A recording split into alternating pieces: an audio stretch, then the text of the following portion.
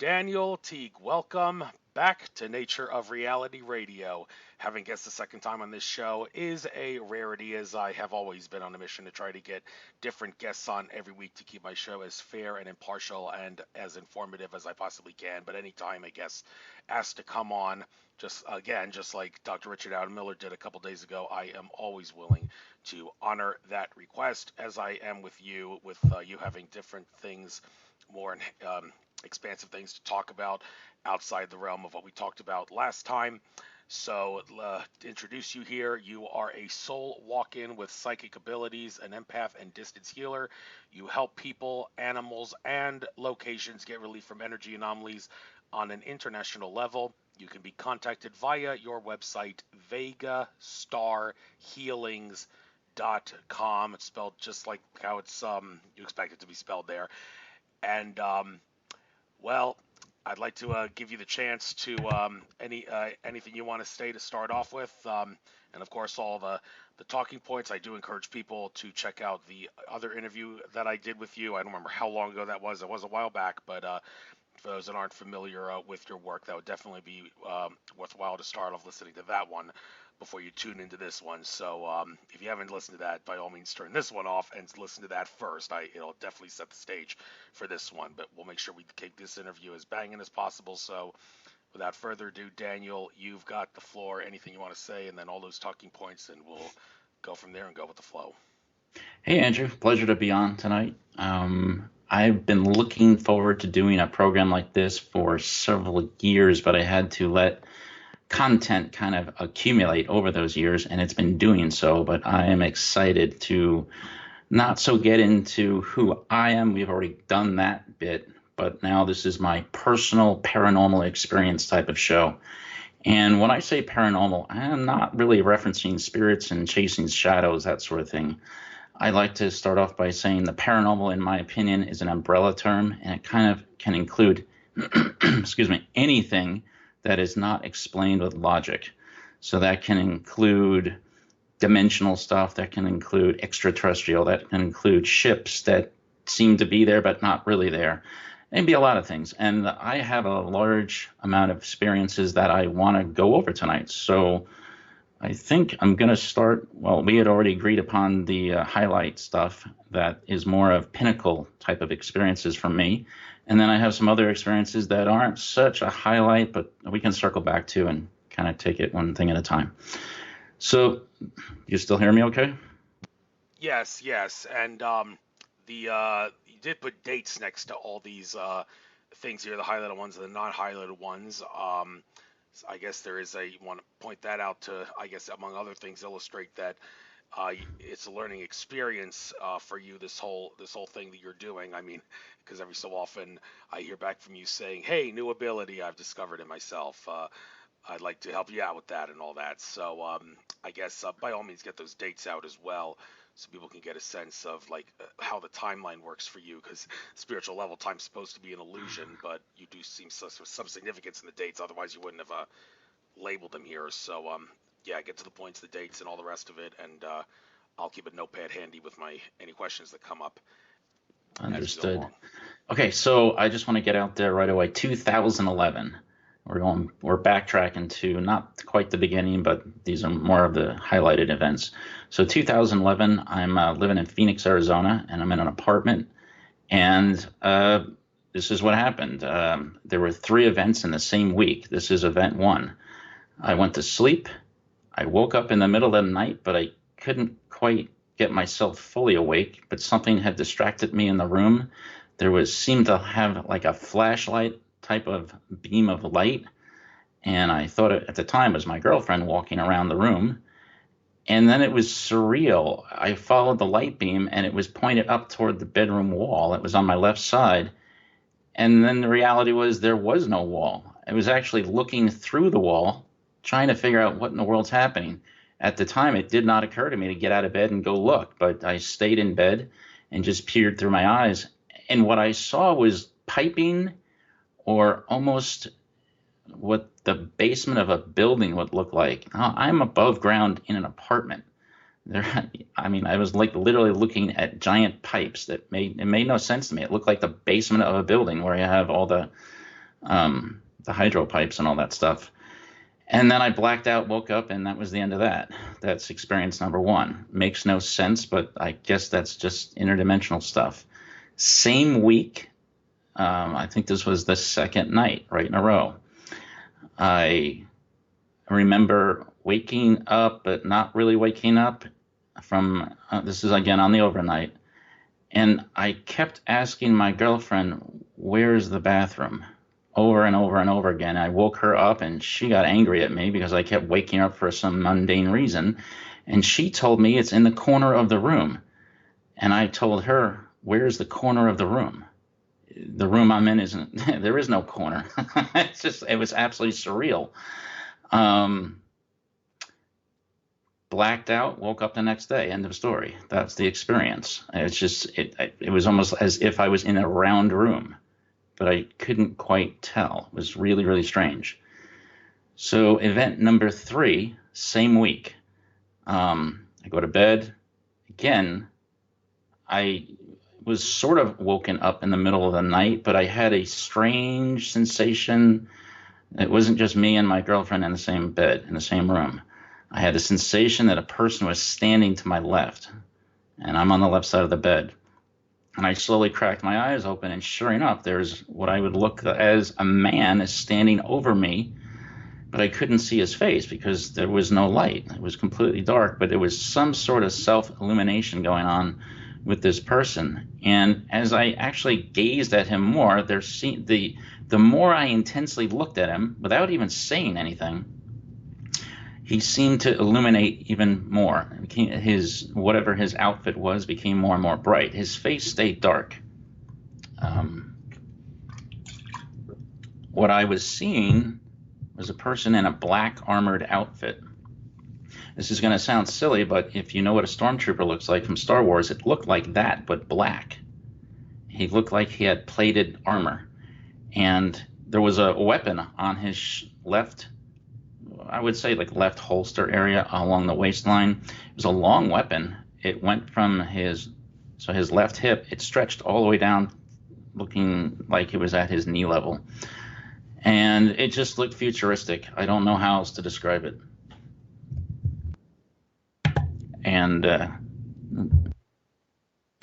can you hear me? Yeah, I And, hear okay, something. sorry, my mic So, broke up. yeah, I could tell. It's a little Okay, weird. so I was discussing this long weapon on his left side. Now, he wasn't pointing it at me, it was holstered. And as I continued to gaze up toward his head, I saw what looked like wavy hair. So I was thinking, oh, great, it's the thing from Predator. And but there was absolutely no negativity in the room. I didn't really know what to do. There was no verbal interaction. I just continued to look directly at him.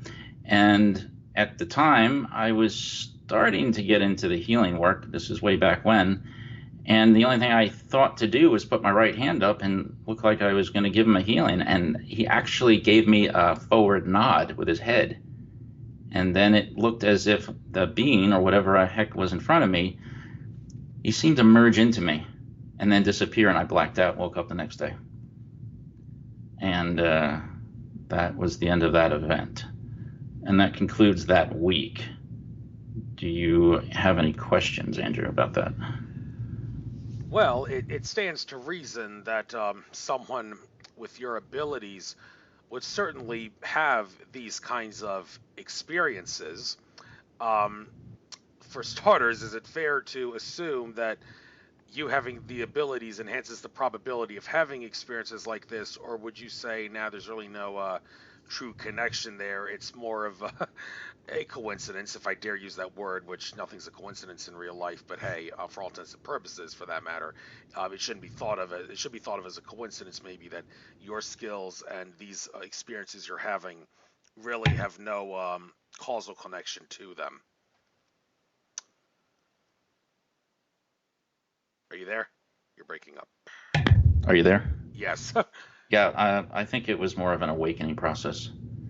Mm, yeah, that we all go through an awakening process indeed, and although I can't help but wonder why my awakening process is nowhere near as profound as some of these things that you're having or some other people are having. I mean, strange figures in the bedroom. I mean, we've all heard about those kinds of things with the contacts and all. Would you say that this was a interdimensional being or a being from another planet, or is there really no definitive way to determine where this entity came from? I honest, yeah, all of the above. I don't know. I mean, half of me wonders, was it in my head and I was dreaming that I was awake, or was I actually woken? I mean, it's one of those what in the world is going on feelings, but at the same time, because no harm came of it, it was just an observation. I mean, I got excited over it, so it's one of those things. That sort of experience never happened again, but other things have. So I'm going to move along to the next pinnacle thing, which is Well, actually, another. before you do, I do have another Okay, question about sure. like you've heard about the children from China, I believe it is, that have shown the ability to walk through walls. Does that you think maybe that may tie in anything about bedroom wall missing? If you were to, would they actually, for all intents and purposes, see like a wall missing if you were to tap into their consciousness to determine what they're observing at the moment they're walking through a wall that we see as being there, but they don't. This is interdimensional or dimensional type of conversation, and I'm flashing a big question mark. I don't know the answer to that. Fair enough. I Fair enough. just, and I don't like to speculate and all that stuff. I just like to tell the truth of what I experience and just go with it. And if it is just an experience, it doesn't have to come, nothing has to come of it. But um, so if that one doesn't really blow your mind, this one definitely will. All right. Moving on to the interdimensional craft in the backyard one. This is just bananas. Okay. So there's no real easy how to explain this, so it's just going to be a kind of a blunt. This is the scenario. So I was in the Phoenix area visiting a friend. She's actually a witness to this event, but she has absolutely requested that I leave her out of this. This event actually happened in 2015 during the summer. Now, I'm in Arizona. It's really hot in the summertime here. Um, and I was visiting her, and she had asked me to come with her outside because she was planting and wanted to show me her garden and this and that. So I followed her outside, and as I went outside into her backyard, and her backyard is kind of a horse property, so it's pretty big. Um, Something kept like distracting my view. I was trying to pay attention to her, but I was getting kind of pulled left and told to look up. Nobody was verbally talking to me. It was kind of like a sensory. And what I saw was some sort of checkerboarded um, geometric shape hovering above the ground, about 3 feet off the ground, about 30 feet away from me. And I was like, well, that's weird. That's not something you normally see. And she's like, what are you looking at? I said, I don't know. I'll be right back. And I stepped onto her ground on the backyard, and I started walking toward this visual. And I got to the area of the visual, and it disappeared. And I was like, oh, dang it. What in the world am I supposed to do with this? And I started to like wave my arms around slowly because, to see if I can sense any energy of whatever I just seen. And sure enough, it was almost like the air came alive. And what I mean became alive is pulses of energy were erupting out of an invisible field. And it was directly in front. I had turned my body to the right a little bit, and it was right in front of me. And I had stopped moving my hand when I felt these pulses. And when I say pulses of energy, it's hard to describe. The best analogy I can give a person is if you go to a hardware store and they're chucking paint. If you get just close enough to the paint chucker, you'll feel that incredible vibration coming off that thing. Now, if you get too close, you're going to get hurt. But just close enough, and you feel the vibration. It's similar. It wasn't anything like that. It was a lot more calmer and seemed a lot more smoother in these pulses. But that's my only example of what a pulse feels like, pulsing energy. I was able to. I called my friend out and I said, "Come over here," because everybody out here in her line of work works with energy, and I said, I just wanted to see if she could feel what I was sensing and all that, what I was feeling. And she came over and she thought I was pulling her leg. and she put her hands up in the same area that I was in, and she has long hair, and her hair flew backwards, and she basically freaked out. And I was like, yep, this is exactly the real thing. She asked me, what is this? I don't know what it is. It is whatever the heck we're sensing. I said, this could be a craft. And it's absolutely mind-boggling interdimensional craft. It's invisible, but not so invisible if you can sense it with your hands. And what I figured out was going on, my hand chakras were activated and reacting to whatever was in front of us. And she asked me, how big do you think this is? And I said, I don't know, let's find out. And she looked at me perplexed. And I said, well, it's not that hard to figure out how large this is. So I just used common sense. And although I can't see it, hold that in theory for a second. I decided, well, if I can touch it with my right hand, with my hand chakra, why can't I just walk in one direction and see how long these pulses go? So her yard is enormous in the backyard. It must have been 200 by 150 feet at least. And I walked all the way to the back wall by the 200 mark, and it was still pulsating. So this thing was enormous, and I went and traced another direction. It was taking up mostly the whole backyard. That's a pretty big bottom to whatever this thing was. And then I saw her go back onto her patio, so I headed back to greet her. And I said, what are you doing? And she's like, I'm going to go inside now. And she basically had a panic attack. And this could have been somebody who had had prior experience with some sort of abduction, and I can understand. But I had to stay present. I just had this internal sensation that I had to be there for this. And this was just a pinnacle experience. What happened next will seem like it tops this, but it doesn't. So I have the ability to activate my aura ear and activate mediumship and all that other stuff. I don't do this as a service or anything, but I do it for myself for learning experiences.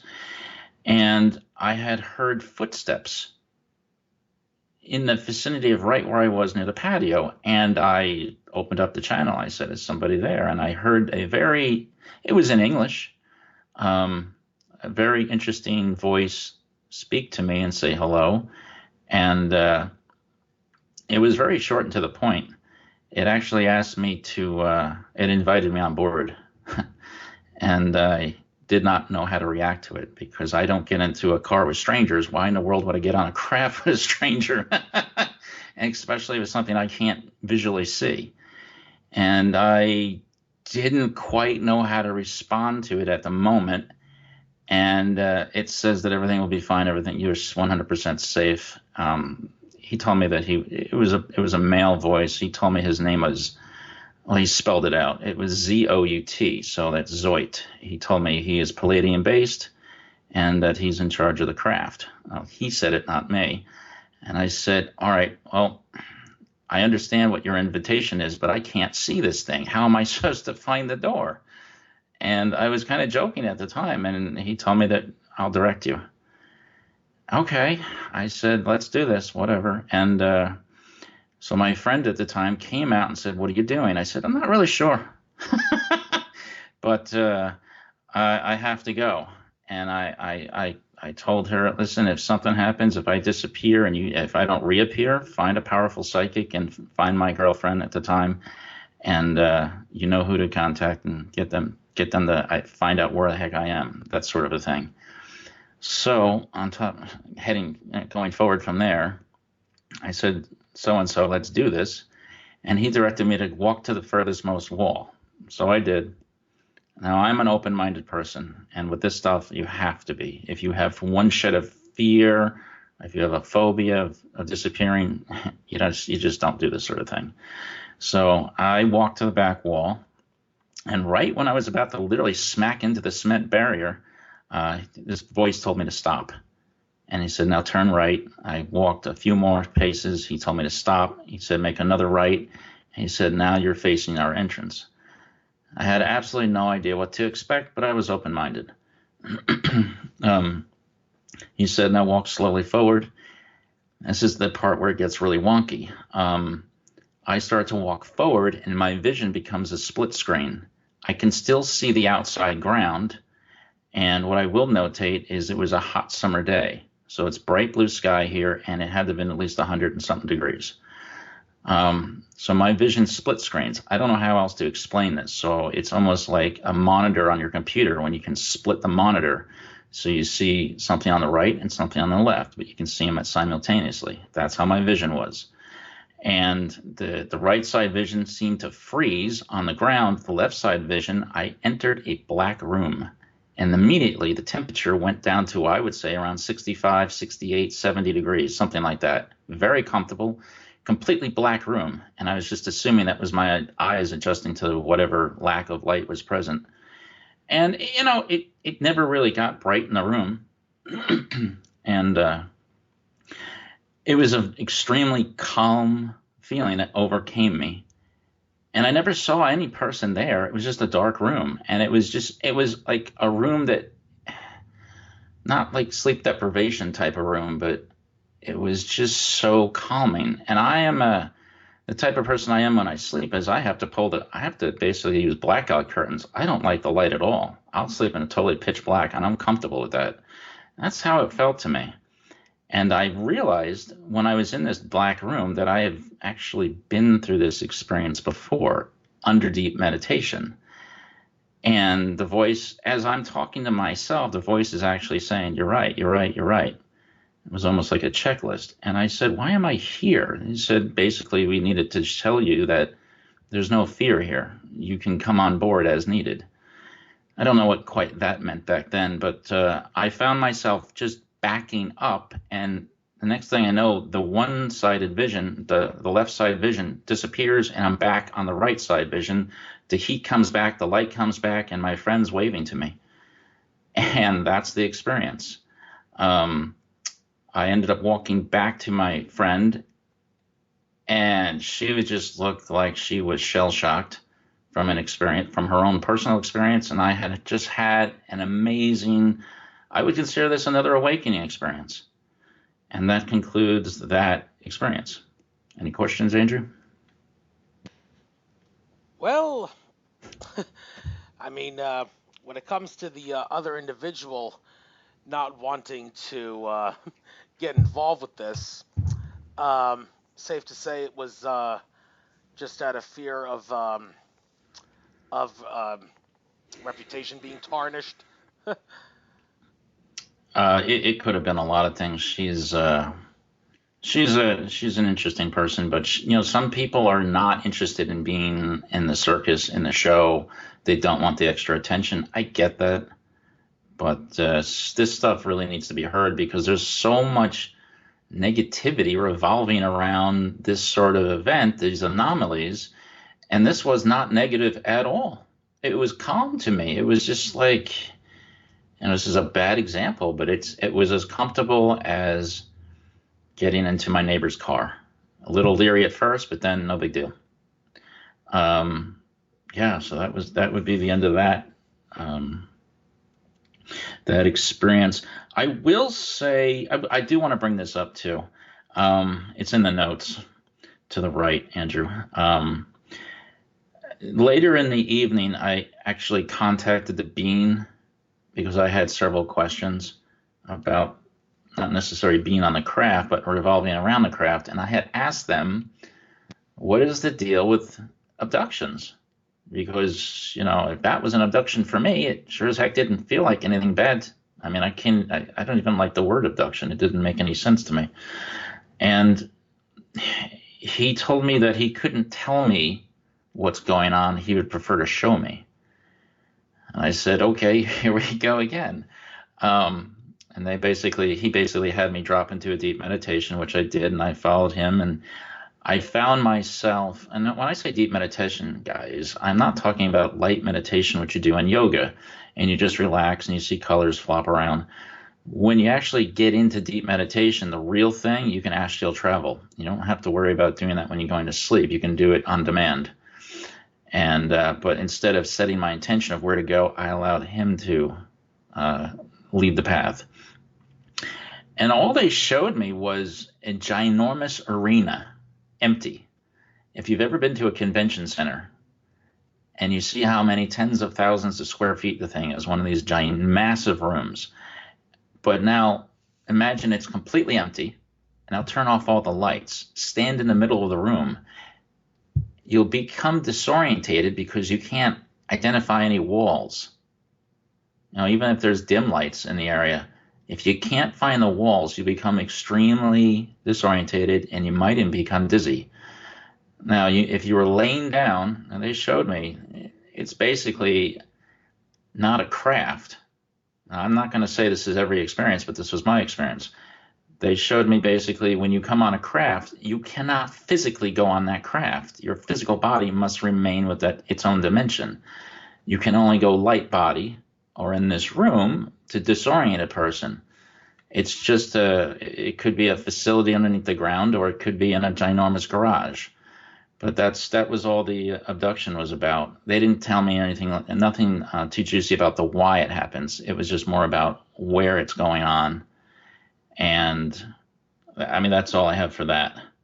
I'm sorry if that doesn't quite explain everything, but Well, that one was more they. question I Sure. do have. Just like how when you have a dream, like in our reality, what like only 30 seconds have passed, but if you were to like time someone's dream, the dream would feel like it lasted a lot longer than that. Like in the movie Contact, when she was moving through the thing, it was like it said it was only 15 seconds they told her, but it felt a lot longer for her. Like when you're in a craft, the like if someone were to see the craft from the outside, it would appear really, really well a big craft, but not like as big as the person in whose light body is inside the craft would seem, because space takes on a whole entire different meaning when you're in these crafts. Is that generally accurate? Hard to say, give you any specifics, but I think I know what you're saying.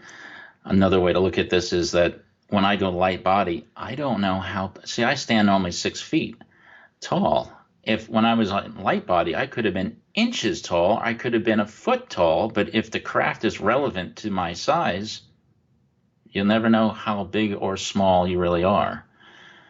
Does that make sense?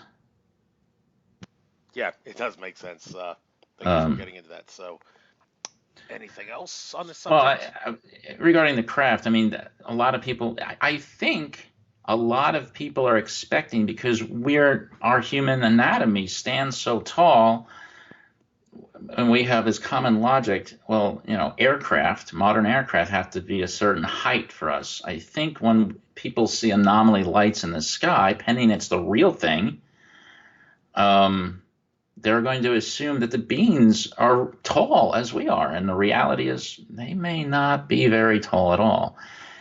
In the movie Men in Black, a lot of the craft were the size of RC cars. I mean, it's really small stuff.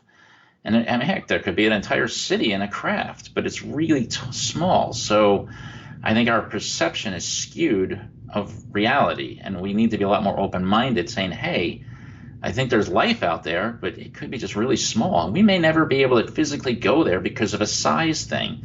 However, what if we could go there? We just need to be in light body and dimensional travel. So I just wanted to throw that in there. People just need to be a little more open-minded. Thank you. So, you want to move down to the next thing on the list here? Yeah. That's something giant. Wells traveled to the Yep, moon, yep, saw yep. its boundaries. Okay. All right, so I don't quite remember exactly what I was doing. This goes into the interdimensional craft experience was 2015. The next thing I'm talking about was a little more recent, 2017. And I can't remember exactly what I was working on. I do a lot of psychic side projects just to experience things in general. And I just remember that at some point I started to develop these welts, and it wasn't like a pack of them. It would be like one welt. It would be enormous. It would be like if you took the top of a prescription bottle, the cap, and laid the cap on your leg, a welt would develop that size. And it's surreal, and your skin reacts to it, and it starts to itch and bother you. And you're like, what is going on? Did I eat something? Did I get exposed to something? It would hang out for a few hours, and then it would just basically go away. This would happen all over my body. but this it wouldn't be like simultaneously every. It would be like one time. One the next day it would show up somewhere else, almost like it was moving. And then I got to a point that I have got to figure out what this is because I don't understand. And I would ask my guide, is it physical? And they would constantly tell me the reaction is physical, but it's the source is not. I'm like, oh, great, here we go. So I'm immediately thinking something's attacking me. And at the same time, I was kind of getting into energy that was being found on, I was looking at the solar system. And I would do psychic scanning to basically determine if there's energy, negative energy on other planets. Coming back, yes, there was. And I tracked the source of this, and I couldn't even explain how I track it. It's using my guides to the moon, of all freaking places. And I said, okay, this is getting weird now. And basically, I was told to go into deep meditation, and I would be taken to the moon, and I could see whatever it is that's attacking me. And this is where it gets a little odd as well. So I dropped into deep meditation, as I do, and wake up. I opened my meditation eyes, and I saw myself basically just in an office building. And I was able to find my way, found some stairs, found my way up and out through an exit door, and thus there is this ginormous open lunar gray surface. I was like, oh, that's cool. And I was met by a couple of beings, and I'm just going to go loosely with that. It was goofy because they wouldn't show me their true identity. They stood upright like people do, and they refused to show me their face. They seemed to have the same face. It looked like a clown face. I don't know how else to explain it. And they spoke in English as well. And when I say they speak in English, and this also goes for the other being that contacted me earlier, so my guides act like translators. So whatever dimensional language these things speak in, it goes through my guides and has the appearance that the original person talking is speaking in English.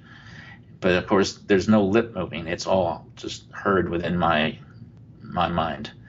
And so they told me to step on or hold on to. They basically gave me a transport, and I sat on this comfortable little seat, and they zipped through what I would consider zipping along the lunar surface. And what I realized was I was in some sort of transparent tube. And they stopped this little buggy from moving, and they said, no, and they didn't say anything. They just pointed to look out that direction. And as I gazed, I was kind of freaked out because I saw what looked like an enormous mosquito the size of a football and this proboscis, the stick that comes out of the head. I think that's the proboscis. And that's what was penetrating my aura field and stinging me, essentially. And I was like, okay, this is just absolutely crazy. But, I'm under deep meditation, so I'm like, all right, I've had enough. And they basically said, they took me back to where I started from, and I broke out of meditation. And I was like, well, I have definitely crossed a boundary here that I don't want to continue. So whatever I was working on at the time, I ceased. And within a couple of weeks, the problem still kind of existed. It seemed to linger for a little bit, and then it went away, and that was the end of that. So I learned a valuable lesson. It's nice to research stuff on a psychic level, but if you're not 100% sure of what you're doing, back up and stop, because there are boundaries, and when you cross them, you'll find out why. And that kind of concludes that sort of experience with that. Any follow-up questions? Well, when it comes to the environment of the moon, um, kind of picking on John Lear here when I says this, but the old good old John Lear is saying things like there's trees growing on the moon, and people would say, "Oh, John Lear must have been addicted to painkillers or something when he said that." But maybe he's not so crazy after all with some of these things he says, because truth is crazier than fiction sometimes. And well, when it comes to the general layout of the moon, based on what you've experienced, is it like are we flat out lied to about it being a dead body? If that makes sense, is that can you Well, say? that's going to roll into the next one. So I have one more experience with the moon, which may kind of help Okay, answer go ahead. that. So I ceased the stuff that I was working on, but then I got curious, and curiosity definitely killed the kills the Yankee in me. It can do some harm with curiosity, but you got to have curiosity in life. I asked my guides what's on the backside of the moon because of all this conspiracy talk about stuff happening or not happening. And they said, again, we can't tell you. We'll have to show you. So take this however you guys want to take this. This was my experience. I don't and cannot prove that it is real, but it does make sense to me at least. I found myself back up in the office that I had meditated to, and I was taken on a different sort of transport that went through a transparent tube. And this time it was different. Before we were on the lunar surface, nice and open, this one seemed to go into a crater. And it seemed like it was traveling for quite some time. And I can't even reference time in meditation. But we pulled up into a building. We like went into the crater, and then we hit the wall of the crater, which had an opening, and we continued in, and pretty far deep in this crater, and it pulled into this big bright area, and they told me you can exit now, and I'm under escort the whole time by these beings that were there, the clown face beings, and they told me this is what's here, and I said, what is this? This doesn't feel good. I couldn't see anything other than structure, a building with a lot of different rooms, but no doors. And they told me you're inside of a prison. And I said, this doesn't look like a prison. They said, what type of prison is this really? This was an energy field prison, and it wasn't for humans. This is for everything else that exists out there. And, um, I never actually saw anything in there. It was just a room. There was a strange vibration in the room.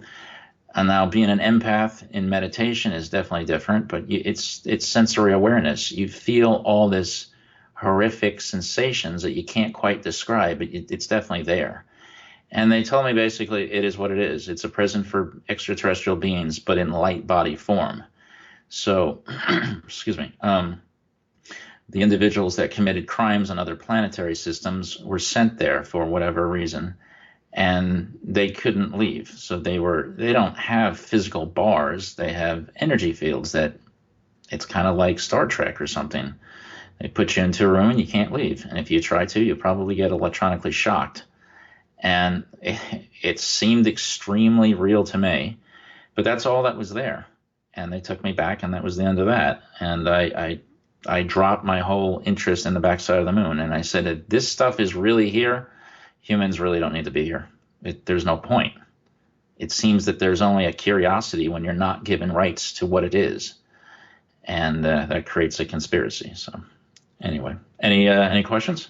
Well, yeah, you're here saying this stuff about there being a jail on the moon, and this is interesting because just a couple days ago I listened to that interview that Alex Collier did on the Goldfish Report YouTube channel, and he said that the planet Saturn actually has it has a jail of sorts for entities, and among one of the entities allegedly it was in that jail was the soul that Barack Obama has that was harvested from Saturn. That's Andrew Bartzis talking, saying Obama's soul was harvested from Saturn. The Akashic Records to Andrew Bartzis, and now this thing about the backside of the moon.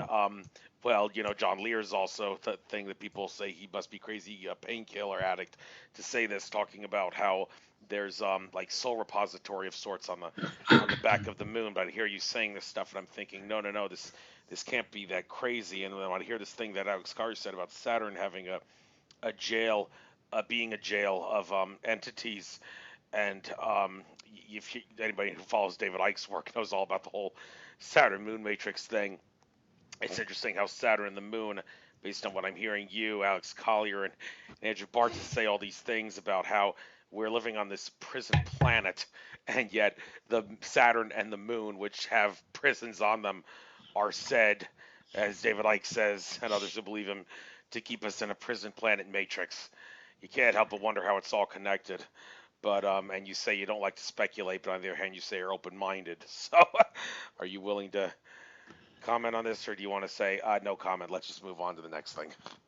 We're going to move on to the next thing, but at the same time, it's going to tie in. Oh, okay. This is, again, guys, this is hair raising for me to go through as an experiencer, but at the same time, I've been sitting on this information for quite some time, and I'm so happy to share it now.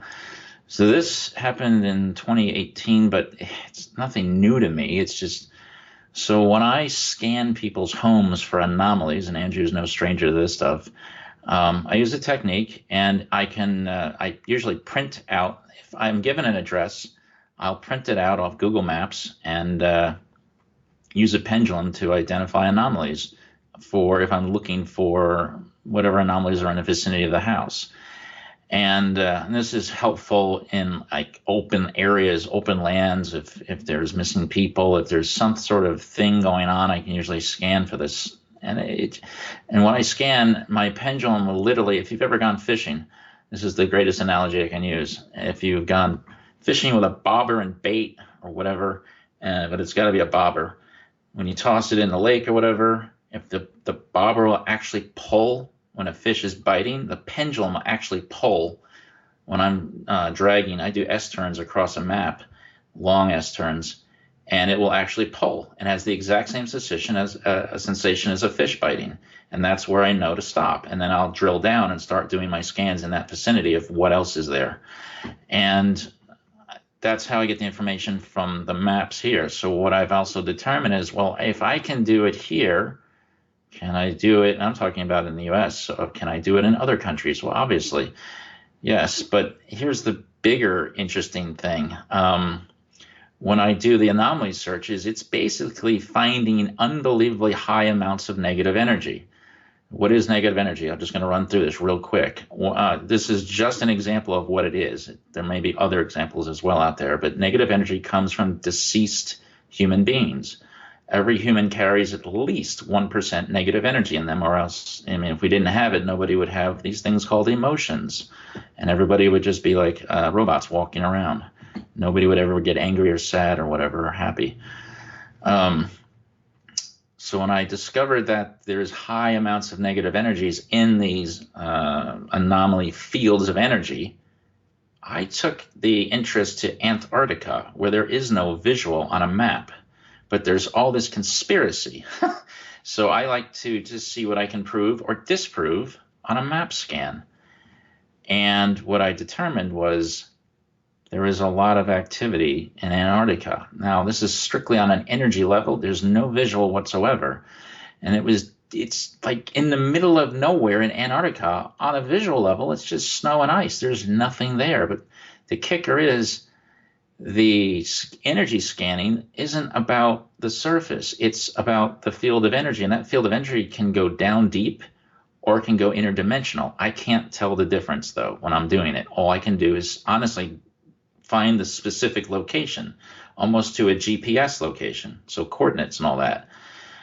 And we're talking tens of thousands of negative energies. Negative energy is from deceased people.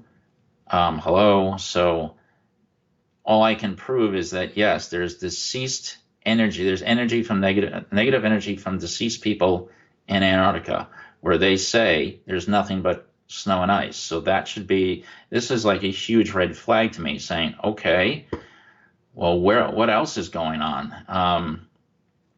I can take the same technique that I do on Earth and run it on other planets. And now I can't prove that life is there, but I'm able to prove that negative energy is present, thus from people or whatever being was present with the negative energy that's deceased. So that totally answers the question if we're alone in the universe, and obviously we're absolutely not alone. So that's it for that. Very, very interesting story you got there. So, okay, just for the record, we've got about 15 minutes to go. Don't want to keep this too much longer after the hour because, like I said, people have lousy attention spans, and I'm never going to stop bitching about that on this show because I need to give people a nice kick in the pants to improve their attention spans because people like me don't have big audiences as a result of that. And we go through all this trouble to make 2 hour shows, and it comes back to bite us. But I'm babbling and digressing So again. let's talk about two little smaller experiences and then we'll wrap it up. Does that work for you? No problem. Well, no. Did have a couple questions for you. Yeah, But please. okay. But you want to talk about these experiences? Mhm. By all means. If it's irrelevant to what I just discussed with you, talk Yep. about it now. If it's not, then whatever, we can move on. All right. Go Go ahead. ahead. No. Was your questions relevant to the fields of energy scanning? Um. Well, yeah, I guess so. I did ask you this when I spoke to you over the phone, but I gotta ask it again because it seems to be on everybody's mind whenever I bring up your ability. So I think it's better I ask you now and silence this issue once and for all. It seems like I ask you to do something to a property or a person, and I inform them that it's been done on the property and all that. And it seems like the common consensus is that, well, Daniel Teague must be faking because he wouldn't be able to do something like this without asking for permission first. That seems to be So the permission thing usually comes in for psychic readers.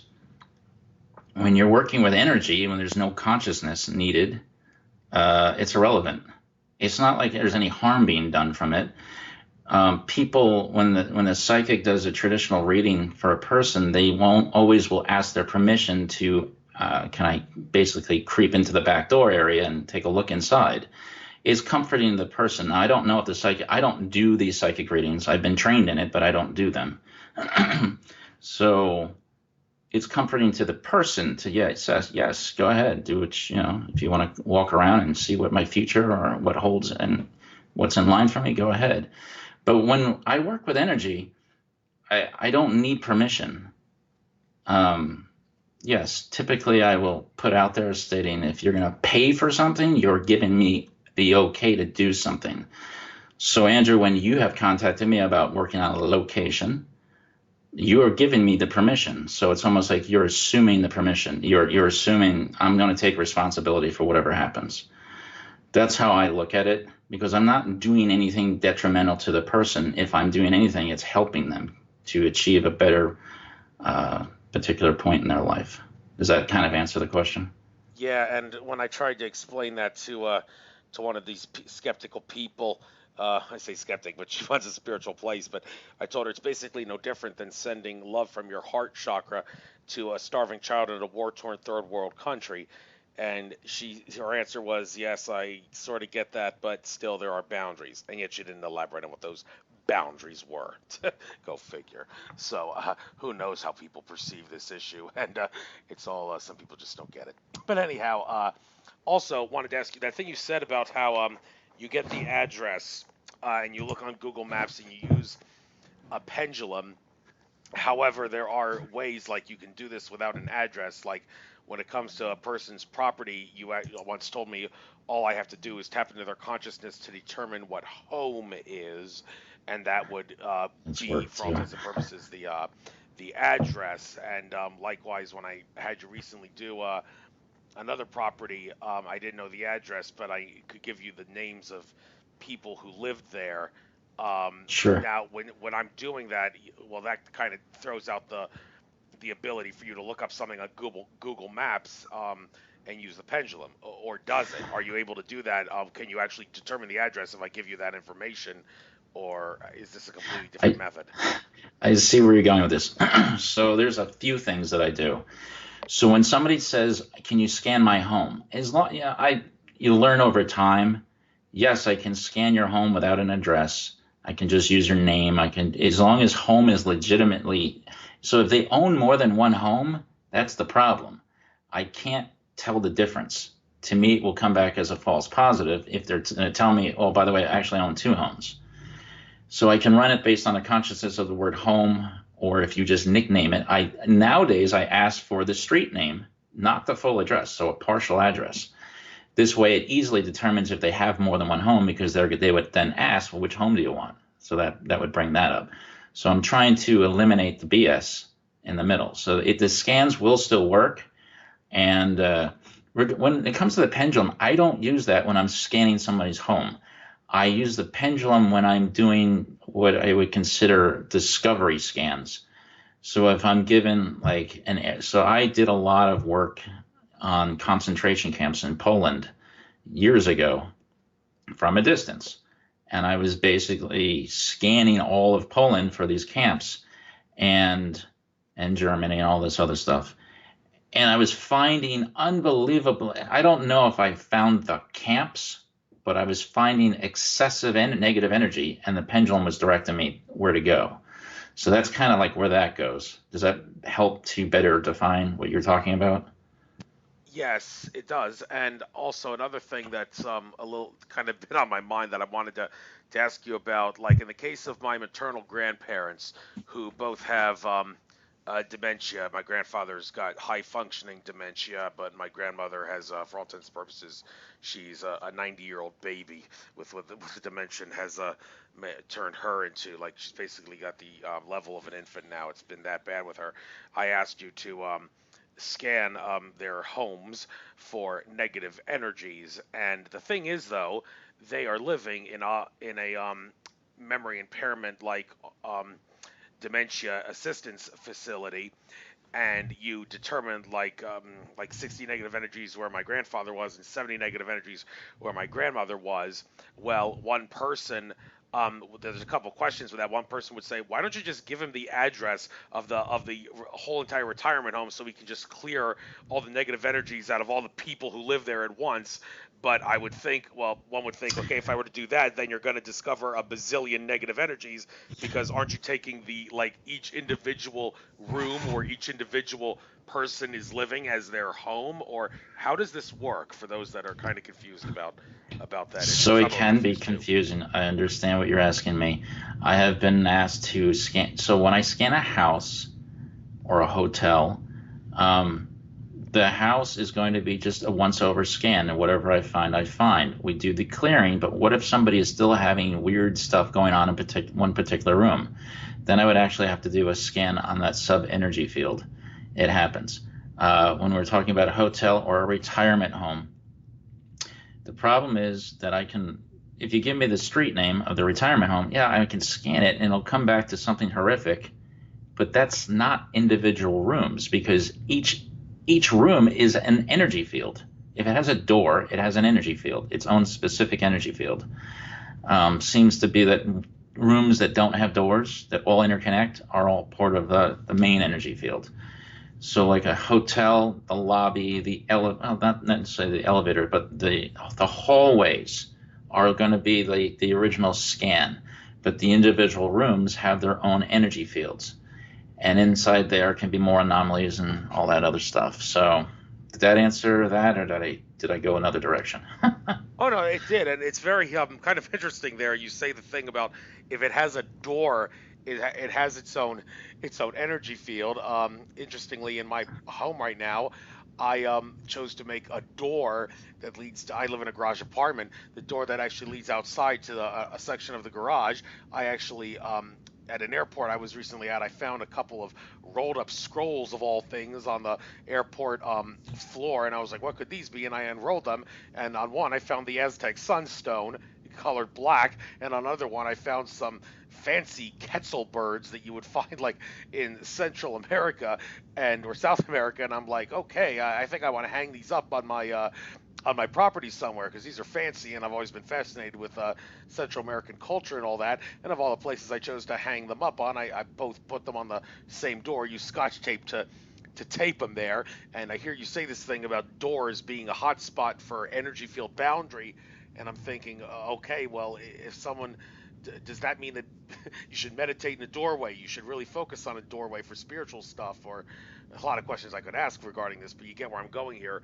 What makes the door the energy field hotspot? It's just where it's like it's not the physical door, but it seems that that's where we open and close or enter and exit from. And Every time that door is shut, that field of energy stays just in that field. Any the anomalies in that field will stay there. They won't merge to the other parts of the house. That's why if you hear about the parents are complaining that the child keeps seeing a spirit in their own bedroom, but when the child is outside that bedroom, there's no activity. They go back into the bedroom, they see the spirit. Why? Because it has to do with that field of energy. Does that make sense? A little bit clearer? Yes, it does.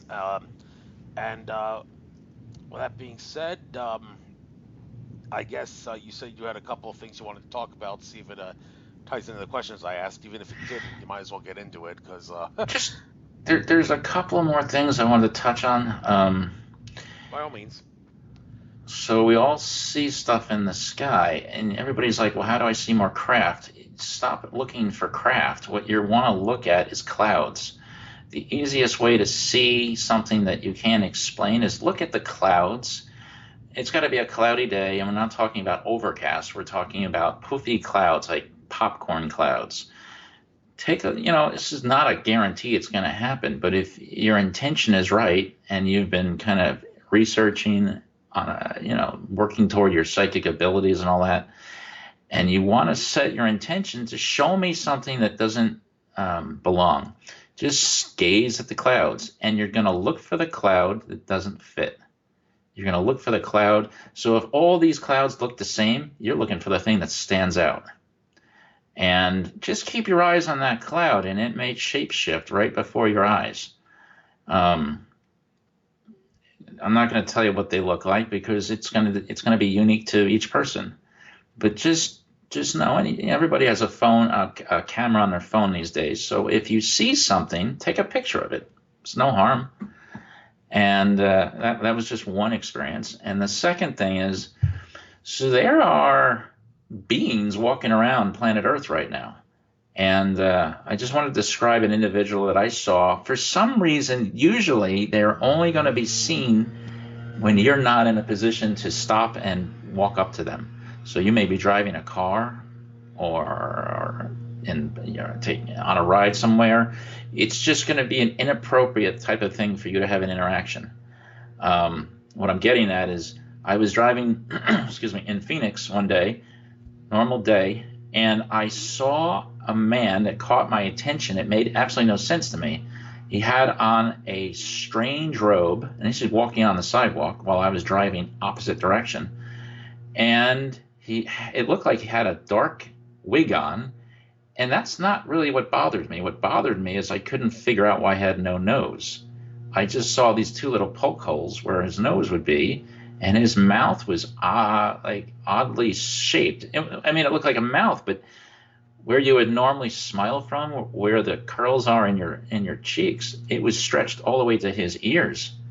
And I was like, that's not a mask. That is bizarre. And I'm thinking it's got to be an alien. What is that thing? The reality is my perception might have been an interdimensional type of vision. So he may be just walking around and not know any different, and people that live with him would look at him totally normal. But I was able to see his true self, which is definitely it was not human by any means. And I would look at it like that was either a snake or a turtle head with a wig on. Absolutely strange, and standing upright like a human. So that was the one experience with that. Any comment on that? Well, just goes to show you, can't judge a book by its cover. Things are not what they seem when you're talking about spiritual level, and of course, not everything you can see is not everything that there is. Visible light is so tiny. So, I mean, one more talking point. You didn't highlight this one, but a lot I would see this, and I'm sure a lot of people, especially the mainstream physicists, would have their eyes pop at this because time travel into the past, negative interdimensional beings. Everybody knows time travel into the future happens naturally as you get closer and closer to the speed of light. Um, the faster you will get into the future because time will travel slower for you relative to everything else. Time dilation. That's travel, but that's only traveling to the future. Traveling into the past, mainstream science would say is not really possible. But I mean, you've made it clear that's not the case using your, among other things, past life ability to look into someone with a healing that I've never actually had you do on me, but you So do it. let's talk about this. I didn't Yes. highlight it on purpose because I didn't know what our time restrictions were. Um, okay. So yes, time travel. I've done time travel to the past 3 times. That you have to have as look. You can't just be anybody and do this. You're going to have to be an expert in deep meditation. You're going to have to be an expert in how to defend yourself inside of another dimension. And when I say defend yourself, I'm talking with tools, psychic tools. And you're going to have to figure out on the fly how to use them and get out as needed. Now, I'm just going to throw this out there because this is where it's gotten me to. When I do time travel, it is absolutely not like Hollywood. There is, well, I'm in a deep meditation, so there's nothing physical whatsoever going on. I'm literally sitting in a chair doing a deep meditation, but here's the catch. To make it a time travel event, you must set a date as close to the date as you are in awareness of. Now, I would consider that this sort of time travel is close to sort of a regression if you were to drop into a hypnosis and travel back to your own past. Now, I'm sticking in the same timeline. When I did this, I didn't go beyond my birth or beyond prior to my birth. It was to a specific time as a child, and that I had found out that something interdimensional on the negative had affected my childhood, and for me to make that go heal in current time, I had to travel to the past. And I was totally skeptical of this whole thing when I first did this. But I will say that your brain, even if you don't remember the actual event, your brain is unbelievably powerful. It is the most amazing hard drive you'll ever experience if you actually utilize. It's almost like restoring the past. If your OS crashes, you just restore to the last date that you backed it up at. What if it was true that your brain actually does the exact same thing? Now, it's not that you could change your physical future, but maybe you can. So when I did this, excuse me, I found myself on purpose at a date at childhood in my original house that I grew up in. And I actually was led to the bedroom that I lived in, and I was told to walk into the closet that I hated. I knew I knew my room was haunted. I knew it for years. And then I found out, haunted to me as a child is a scary place. Nowadays, to me, haunting is actually, that's work. But when I went back to the past, I found myself in the same house I grew up in, and no different. There was no furniture or anything like that. It was just an empty structure in a home. And I went into the closet, and I said, all right, now illuminate this. And I saw, I was there, my escort was there, and there was a reptilian being in the room with me. And I just need to throw this out there. It's 2019, and I shot back to 1980 something. So I was a wee little one. And I found this reptilian in the closet. And he was telling me that, as we forced him to talk, that he was sent in to make sure of certain things weren't going to happen in my future. And I can't go into those things. Those are confidential things. But let's just say I was able to neutralize the negative being back in the 1980s and eliminate him. Then I teleportated back out of meditation, woke up. It was not that I was asleep, but opened my eyes in real time. And I realized I was paralyzed. I couldn't move. And I was like, okay. But it was bizarre. I didn't even care. It felt great to find out the truth of what the heck the source of a problem was and neutralize it. Now, the paralyzing sensation seemed to dissipate over about 30, maybe 60 seconds. And I also noticed my body was extremely warm. Now, I told my wife the same time that I was doing this, And I said, how long was I gone for? And she told me, I don't know, maybe 15 minutes. Well, it honestly felt like I had been gone for a week and or many days. It just had my body was absolutely drenched in sweat and absolutely bitterly exhausted. So my body I gained my senses, my legs again. Everything came back about a minute later, and I went through some sort of absolutely crazy healing sensation on myself. And an area on my body got unbelievably hot. After it cooled off a couple of minutes later, it got really, really hot in a specific area. And I felt it wasn't tingles through me, it was just pulsating energy. And I was like, okay, I've done something. And it was an extraordinary healing process. And I will never do this to another person. It's safe just to work on yourself. But this was one of the 3 times that I've done this time travel, and it works. There's absolutely no other way to describe it other than it works. And I have no idea what will come in my future, but that's kind of the surprise in life. So I look forward to the surprises.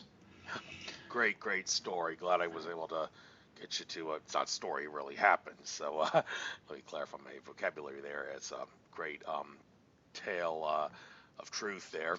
And well, we've reached the little past the hour point, so I guess I'll give you the chance now. Get out anything you like. I already gave out your contact info, but by all means, you can make one more sales pitch out of this if you want to anybody who may listen to this and utilize your abilities. I certainly recommend you as a customer of yours. So, but other than that, this is your show, your opportunity as a guest on my show to make a sales pitch out of this. Get out anything you like now.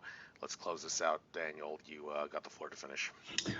Just want to say, if you are, or if you have a family member, or you know somebody that's suffering with the unknown, if they've gone to all the physical doctors out there and they're not getting anywhere, contact me, or give my contact information, www.vegastarhealings.com, to them. Look around the website, read the testimonials. I can typically identify a root cause. That's what I look for. It's an energy source that has gone awry. It's not been resolved, so it's manifested almost to the physical layers, and people are just assuming everything is physical these days, so it must be a doctor visit, when in reality, a lot of this stuff can be resolved with energy. When the energy source, the bad source, is neutralized, the body just heals itself because technically there's nothing wrong with it. So that was about it. I mean, I really appreciate doing this program tonight, and on to the next.